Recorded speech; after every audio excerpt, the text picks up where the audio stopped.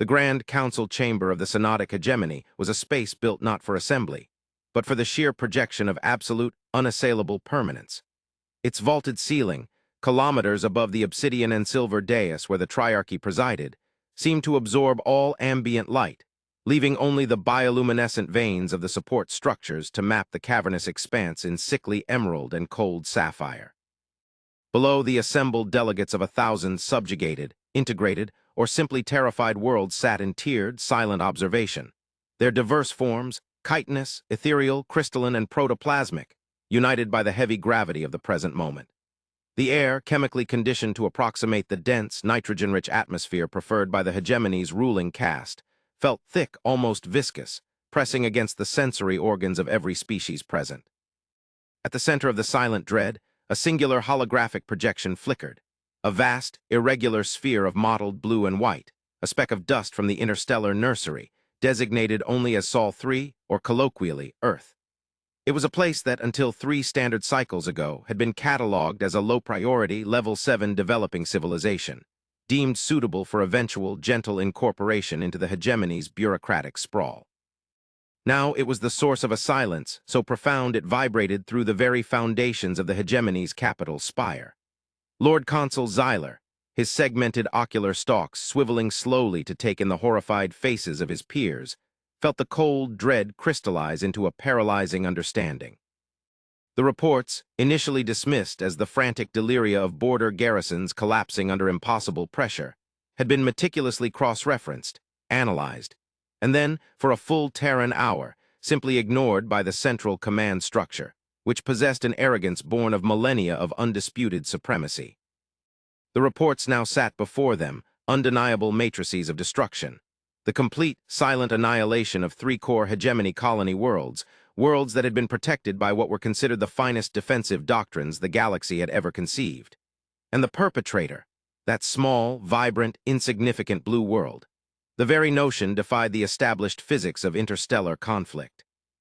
The hegemony had prepared for rebellion, for internal fracturing, for the slow erosion of time, but not for this immediate, overwhelming, and utterly alien response to perceived intrusion.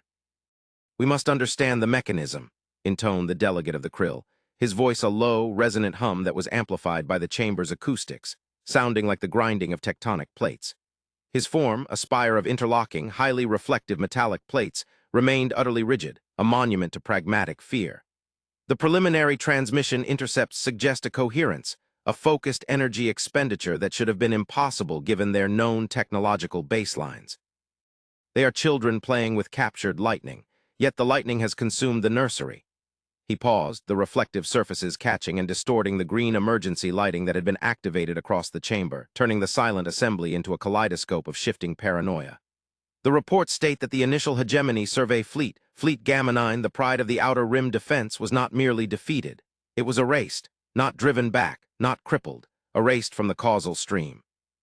On the dais, the first triarch, a being whose physical form was largely obscured by the shimmering containment field necessary to stabilize its high-energy consciousness, projected a thought form of pure, crystalline disapproval towards the Krill. "Mechanism is secondary to immediate response, delegate. They have breached the first edict, non-interference on threat level. They have demonstrated capability that places them beyond the established scales of power. We must acknowledge the tactical reality before we dissect the theoretical impossibility. The consensus of the Strategic Oversight Committee is one of containment, immediate, absolute quarantine of the Sol system. This was a political maneuver, a desperate attempt to reassert control over a situation that was hemorrhaging their authority. Quarantine was code for waiting, for gathering strength, for a protracted, cautious investigation, all while pretending the hegemony remained whole. "Quarantine is capitulation disguised as prudence, first triarch," countered the orator of the Thalashan hegemon, whose species navigated the concept of existence through complex, multi-dimensional probability matrices. The orator's visual representation was a constantly shifting nexus of soft light, a beautiful, terrifying cloud of pure intelligence. To quarantine is to admit that this fledgling species possesses a deterrent force capable of neutralizing 3 hegemony sector capitals simultaneously. Their initial incursions were a test, a probe. They struck where our defenses were focused on internal dissent, not external existential threat. The silence from the border worlds is not the silence of compliance. It is the silence of the void where those worlds once existed. The orator's light pulsed with an alarming, rapid rhythm. We have wasted precious cycles debating the how. The why remains obscure. They responded to our presence with total annihilation. What does this reveal of their core ethos? This was the crux of the alien terror, the incomprehensibility of the human motive. The hegemony understood conquest, subjugation, resource extraction, and bureaucratic absorption. They understood slow, grinding war. They did not understand the concept of absolute, immediate severance in response to a perceived threat. It suggested a psychology that valued finality over negotiation, a commitment to self-preservation so fierce it became an offensive weapon in itself. For a species to destroy 3 colonies, not occupy, not demand tribute, but simply unmake them, upon first contact, implied a terrifying, uncompromising territoriality. They are primitive, yet possess superior destructive capacity. This is the logical paradox that unnerves the Senate, mused the delegate from the sentient gas giant cluster known as the Nebular Conclave, its voice a slow, oceanic roar that seemed to originate from the very foundations of the chamber floor. Perhaps their primitive nature is the key, unfiltered aggression, a species that evolved without the philosophical restraints that millennia of galactic integration imposes upon us. They have not learned the etiquette of calculated cruelty, they simply end. The debate churned, a high-stakes philosophical dissection of a species they had barely glanced at. The arrogance remained, thinly veiled beneath the layers of strategic fear. They could not accept that a species so young, so biologically fragile, could possess the will, let alone the means, to bypass their security paradigms. The human capability was an aberration that needed to be classified, categorized, and ultimately dismissed as a temporary, localized energy spike. They could not yet conceive of humanity as a persistent, adaptive, and overwhelmingly focused force. They saw the destroyed colonies as evidence of a rogue weapon, a fluke of emergent science. They did not see the cold, terrifying logic that drove the beings who wielded it. The air in the chamber grew colder, the tension tightening the collective nervous systems of the delegates. The hegemony, for the first time in memory, found itself reacting, not dictating. The image of the blue sphere remained, placid, seemingly unaware of the existential crisis it had triggered across an entire galactic dominion. The long, slow atmospheric build was complete. The sheer weight of the unknown, the otherness of the species residing on that small world, had saturated the political atmosphere, making any move seem fraught with irreversible consequence. They debated the possibility of an armada deployment, the deployment of ancient, world-shattering deterrents kept dormant for ages, each option weighed against the memory of Fleet Gamma 9's sudden, total silence. The fear was not of defeat, but of the manner of defeat. Then a change. A subtle shift in the omnipresent monitoring displays that ringed the upper circumference of the chamber. The standard spectral analysis readings, which had been tracking the anomalous energy signatures associated with the destroyed colonies, suddenly stabilized. A new, incredibly clean, highly structured data stream sliced through the hegemony's heavily encrypted communications net. It was not a crack or a forced entry. It was a perfectly modulated, professional hailing signal, utilizing a complex phase shift key that the hegemony's own security protocols identified with a chilling sense of recognition. A key the hegemony had only ever developed for its own deepest internal command channels. The projection of Sol 3 dimmed, replaced by a single, stark visual feed. The camera was positioned with an almost arrogant precision, capturing the bridge of a vessel that did not match any known hegemony or allied design language. It was stark, brutalist, seemingly devoid of ornamentation, constructed from dark, non-reflective materials that seemed to drink the light. There were no flashing indicators, no overwhelming banks of holographic displays common to the hegemony's command aesthetics. There was only a disciplined, almost austere minimalism. And then, a figure appeared within the frame, standing before a simple, unadorned viewport that looked out upon the vast, indifferent tapestry of the galaxy. This was the arrival, the moment of the human reveal. It was not a gesture of aggression, nor a plea for parley. It was the presentation of an undeniable fact. The being, a human male displaying the biological characteristics catalogued as Homo sapiens, was clad in a utilitarian, dark uniform that offered no indication of rank, but whose very simplicity spoke of severe professional training.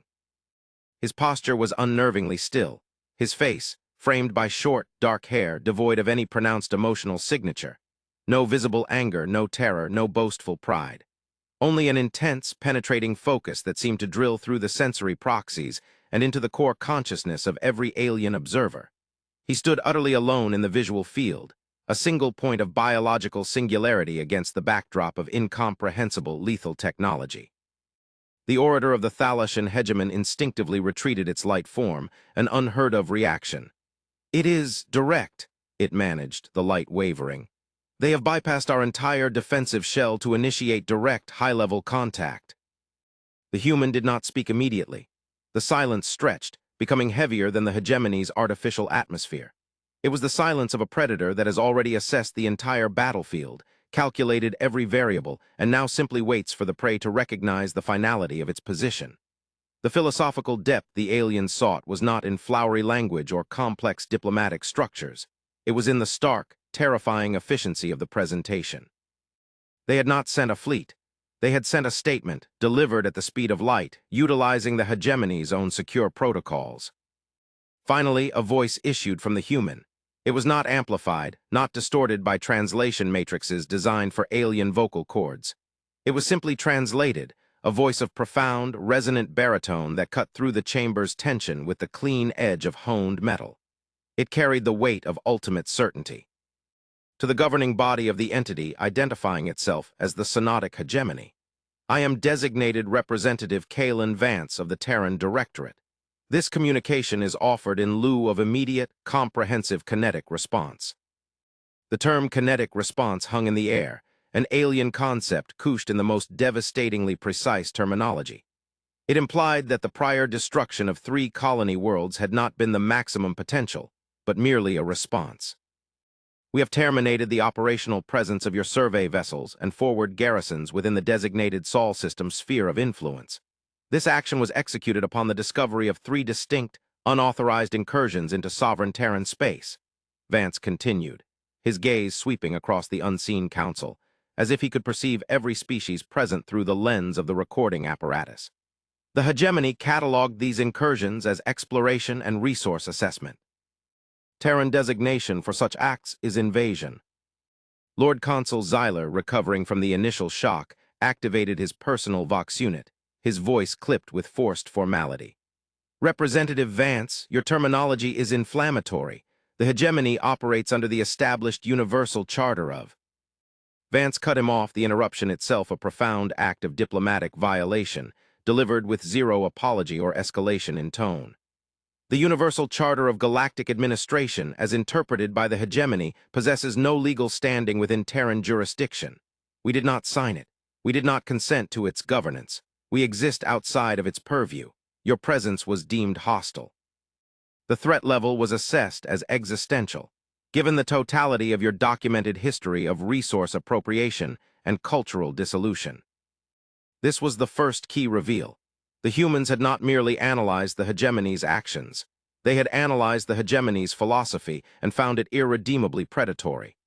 They had not acted out of panic, but from a deeply ingrained ethical framework that viewed the hegemony's existence as an unacceptable danger to self and neighbor.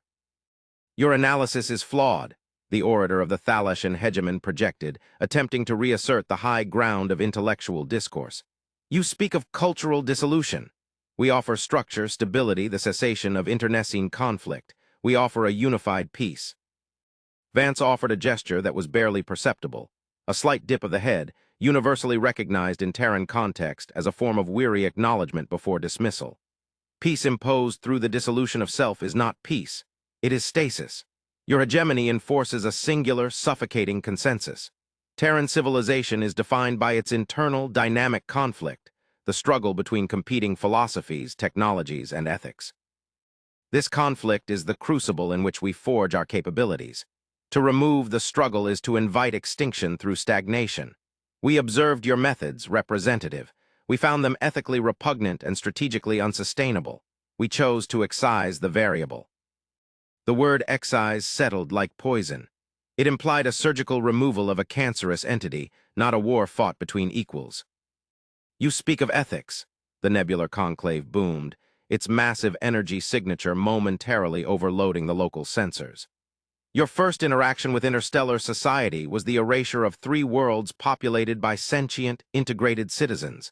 Where is the ethic in that indiscriminate slaughter?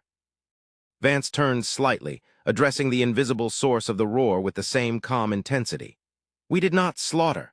We neutralized 3 concentrations of hostile, expansionist infrastructure that represented a direct, immediate, and escalating threat to our primary biological cradle. We targeted the command structures and the primary logistical hubs. The collateral biological damage was a secondary, regrettable outcome of the speed required to execute the necessary strategic disarmament.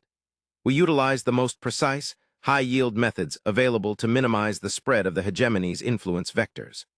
Had we engaged in protracted warfare, the resultant energy expenditure would have destabilized the local star systems, causing far greater long-term ecological damage. We chose the sharp, quick excision over the slow, festering infection. This was the unexpected depth. The humans were not merely powerful. They were operating on a layer of ethical calculus that factored in long-term galactic ecology and existential stability, a level of thought so far beyond the hegemony's self-serving bureaucratic framework that it rendered their own political theories simplistic. They possessed not just superior force, but superior responsibility regarding that force.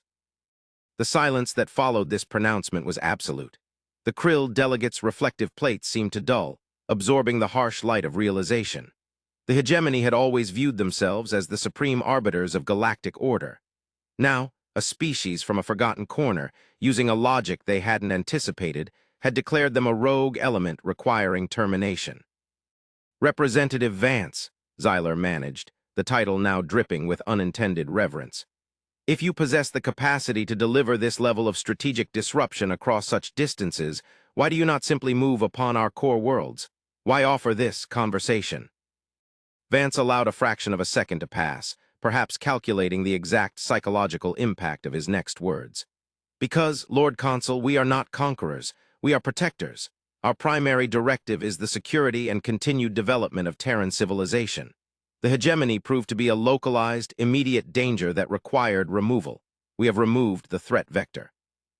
We are now transitioning to the secondary directive, establishing a clear, non-negotiable boundary condition for future interstellar interaction. He then brought up a new visual overlay on the primary display. It was a schematic, a diagram of unimaginable complexity, representing a hyperdimensional topology that defied the hegemony's grasp of four-dimensional physics. At the center of the schematic, rendered in brilliant, undeniable clarity, was the Sol system. Radiating outward from it, forming a perfectly rendered, impenetrable shell of incomprehensible geometry, were zones of influence. This is the Terran sphere of non-negotiable security, Vance stated calmly. It encompasses this system and a significant buffer of proximate space, rendered inaccessibly complex by Terran temporal spatial lensing technology. Any hegemony vessel, probe, or energy emission that crosses these predetermined boundaries will be met with the same kinetic response that eliminated the incursions. The difference is that this time, the response will be instantaneous, without prior warning, and targeted not at the vessel, but at the source of the originating command signal, wherever it may be located within your organizational structure. This was the large-scale reveal. The humans had not simply reacted. They had already deployed a system of galactic defense, so advanced it operated on principles that bordered on the metaphysical technology that made the hegemony's own fastest FTL drives look like the clumsy propulsion of primitive sailing vessels.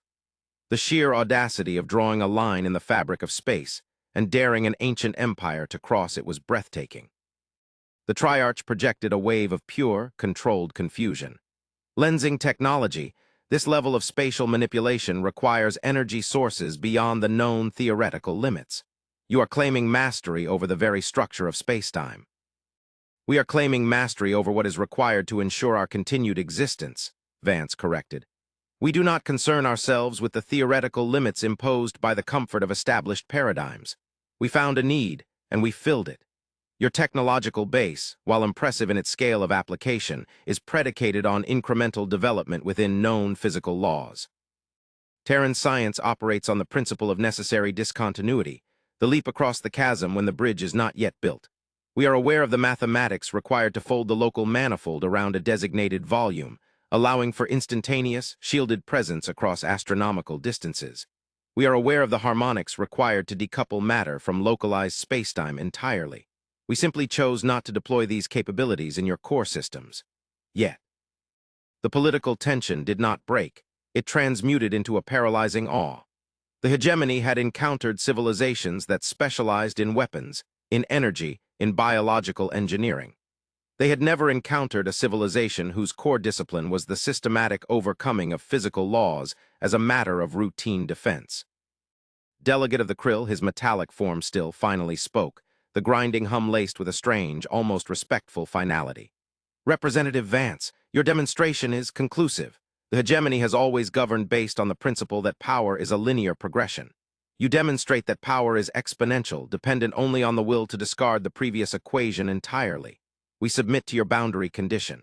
The hegemony recognizes the sphere of non-negotiable security. The orator of the Thalashan hegemon, its light now a soft, steady gold, offered a final, profound philosophical query. Why such restraint, representative? If you possess this means, why not impose your order? Why not correct the ethical flaws you perceive in the galactic community? Vance held the gaze for a long moment, the reflection of the vast, indifferent cosmos in his eyes. Because imposing an order, however benevolent in intent, is still subjugation. Terran ethics mandate self-determination. We defend our own sphere, and we respect the right of others to navigate their own path, however misguided we may perceive it to be, provided they do not impinge upon our sovereignty. We burned your colonies not because we wish to rule your thousands of worlds, but because you threatened the one world that matters to us. We do not seek an empire. We seek only home. The gravity of that statement resonated through the chamber. The scale of the universe reduced to the fierce, burning loyalty for a single, fragile blue marble. It was a simplicity so profound it transcended the hegemony's millennia of complex political theory. The first triarch projected a final thought, a formal acknowledgement that signaled the immediate cessation of all hostile posturing. The Synodic hegemony retracts all operational assets to precontact survey positions. The boundary you have drawn is recognized. We will study the implications of your existence. The broadcast ended as abruptly as it began. The stark, minimalist bridge vanished, replaced once more by the holographic projection of Sol 3, the blue marbles spinning peacefully, the crisis apparently averted by a demonstration of power so overwhelming it rendered conflict moot. The tension in the Grand Council chamber finally eased, but it was not the relief of victory.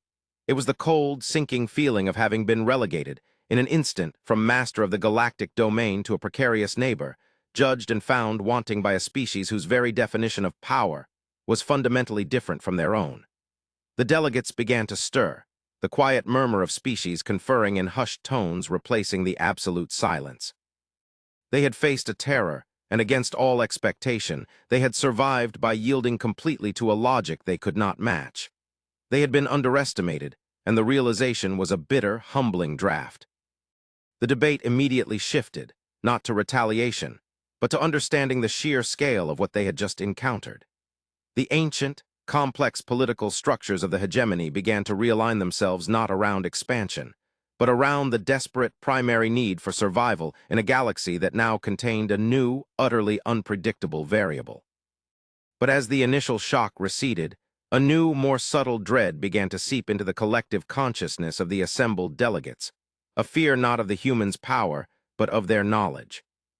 The nebular conclave, its massive energy signature cycling into a contemplative, deep space resonance, sent a private query across the hegemony's secure internal network, a message intended only for the highest echelons of the Triarchy and the Strategic Oversight Committee. Lord Consul Xyler, Delegate Orator. The Terran Declaration was absolute. They are powerful, ethical in their own narrow scope, and self-contained. They desire only their home. This is consistent with the preliminary data we collected during the initial deep-spectrum analysis of their stellar nursery, the analysis we dismissed as cosmic background noise. The Krill delegate, accessing the same encrypted channel, added its own chilling observation. Their rapid ascent from level 7 to this demonstrated capacity, it is not merely exponential. It is a function of directed, purposeful acceleration. They did not evolve this technology randomly while fighting amongst themselves. They built it, and they built it quickly. The orator of the Thalashan hegemon projected its light form into the private network, its analysis sharper than ever before. I have run the Terran signal through a filter designed to detect deep-time, non-natural harmonic resonance patterns. The communication signal Representative Vance utilized, the high-frequency phase shift key that bypassed our encryption. It is not a Terran invention. It is ancient. It is a specific, designated authentication protocol from the Age of Silence. A cold wave washed over the Triarchy. The Age of Silence was a mythological epoch, a time before the hegemony, before the known galactic core was even settled. It was the era spoken of only in the most guarded esoteric texts, the time when the builders supposedly strode the cosmos, leaving behind only ruins and impossible mathematical echoes. Lord Consul Zyler's projection was tight, laced with genuine historical terror. The Age of Silence? Impossible. Those were cautionary tales for the very young. The cautionary tales, the Krill responded with grim finality, often serve as blueprints for the future, Lord Consul. The energy signatures we dismissed as anomalies around their star system, the rapid phase shifts in their localized gravity well, the strange, regulated emission patterns. They were not generating that power through their own nascent fusion. They were accessing something else, something that was already present in their vicinity. They didn't just build weapons capable of destroying 3 of our worlds, Triarchy. They found a key, a specific, ancient key, and they used it to unlock a door that the builders left behind. The humans had not just shown them a demonstration of superior technology. They had shown them a technology derived from a source the hegemony did not even dare to name, a source that suggested humanity was not a sudden, inexplicable anomaly, but the inheritor, perhaps even the designated custodian, of something vastly older and more powerful than the entire Synodic hegemony. The conflict was not over the right to exist in the same sector. The conflict was revealed to be a trivial skirmish on the periphery of a much larger, long-dormant cosmic drama. The final, lingering thought that settled over the grand, silent hall, echoing in the vast, cold space, was the profound, terrifying realization. The hegemony had feared the fire of a nascent species, only to discover that they had merely stumbled into the protective glow of a cosmic forge, guarded by a custodian whose fierce loyalty to its small, blue world was the only thing keeping the true, unimaginable power locked away, contained, and seemingly ethical. They burned the colonies because the colonies were an intrusion upon something far grander than mere territorial claim, an intrusion upon a trust spanning epochs. The future of the hegemony would not be defined by the war they almost started, but by the ancient secret they had inadvertently uncovered by provoking the humans' defense of their solitary, sacred home.